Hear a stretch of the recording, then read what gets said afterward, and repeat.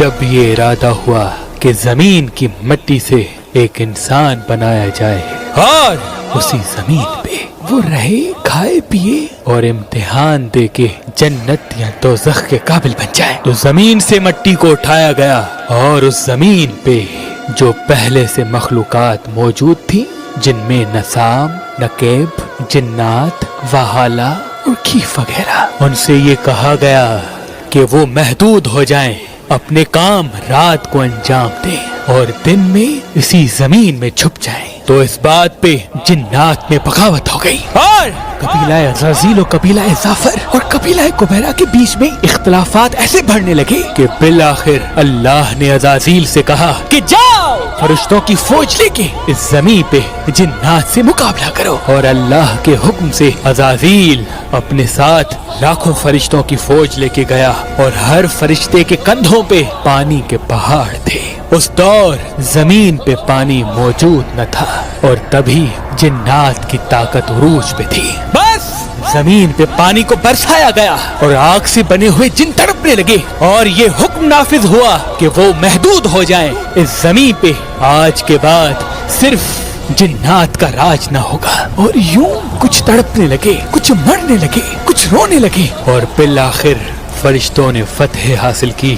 اور جنات کو شکست مل گئی۔ لیکن وہ جو پانی کے پہاڑ فرشتے جنت سے لے کے زمین پہ آئے تھے، وہ جنت کا پانی زمین پہ پھیل چکا تھا، اور یوں اس پانی نے سمندر کی شکل اختیار کر لی، اور تب سے وہ سمندر کا پانی سورج کی گرمی سے فضا کے توسط سے آسمان پہ آتا ہے اور پوری زمین پہ بارش برساتا ہے، اور وہی پانی کبھی سردی سے جم جاتا ہے تو کبھی گرمی سے پگھل جاتا ہے، اور اسی پانی سے پھر اللہ نے اسی زمین پہ سبزہ اگایا، زمین پہ پھول مہکنے لگے، سبزیاں اگنے لگیں، اناج ابھرنے لگے، اور دھیرے دھیرے یہ زمین جو پہلے ایک بنجر زمین تھی وہ جنت کی مثل لگنے لگی۔ اور اسی پانی کے راج کو اللہ نے یہ حد رکھی کہ جب تک یہ پانی ہوگا تب تک جنات کی طاقت انسانوں پہ حاوی نہیں ہوگی۔ تبھی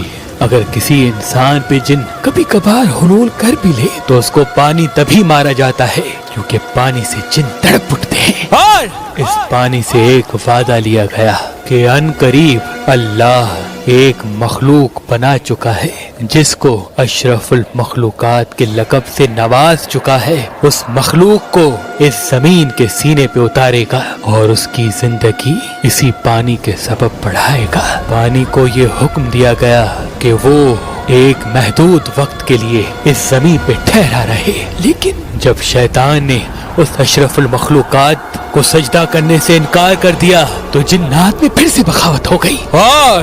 شیطان نے اللہ سے یہ کہا کہ اے میرے خالق، تو مجھے اتنی عبادت کا صلہ کیا دے رہا ہے؟ اللہ نے کہا اے عزازیل مانگ، کیا مانگتا ہے؟ اس نے کہا مجھے اتنی مدت دے اور میری قوم کو اتنی طاقت دے کہ میں اس کو گمراہ کر سکوں۔ تو اللہ نے کہا جا تو بھی اس زمین پہ اپنے قبائل کے ساتھ رہ اور کوششیں کرتا رہ، جو میرے نیک بندے ہوں گے وہ کبھی تیری پکڑ میں نہیں آئیں گے۔ تو شیطان نے کہا اے میرے اللہ، میں زمین پہ رہوں تو صحیح، لیکن ہمارا زمین پہ رہنا محال ہے کیونکہ وہاں پانی بستا ہے اور ہم آگ کے بنے ہوئے ہیں، ہمارا وہاں کوئی بس نہیں چلتا اور ہماری قوم وہاں حقیر سی لگتی ہے۔ اور پھر اللہ نے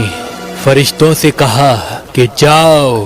نمک کے پہاڑ اٹھاؤ اور جو زمین پہ پانی موجود ہے اس میں ڈال دو تاکہ زمین کا پانی جو ٹھہرا ہے وہ نمکین ہو جائے، اور اس پانی کے کڑوے ہونے کی وجہ سے جنات بھی اس زمین پہ اپنی حکومت کر سکیں۔ اور پھر یہ کہا گیا کہ اے عزازیل سن لے، جو پانی سمندر میں ہے اس کے کڑوے ہونے کی وجہ سے تیری طاقت میں کوئی قلت نہیں آئے گی، لیکن جب یہ پانی اس نمک سے الگ ہو کر آسمان میں بادل بنے گا اور بادلوں سے برسے گا، اس کی بوند بوند میں وہ شفا ہوگی جو تیری طاقت کو حقیر بنائے گی۔ امام علی علیہ السلام نے فرمایا اگر کسی انسان پہ کسی برے جن کا اثر ہو جائے تو وہ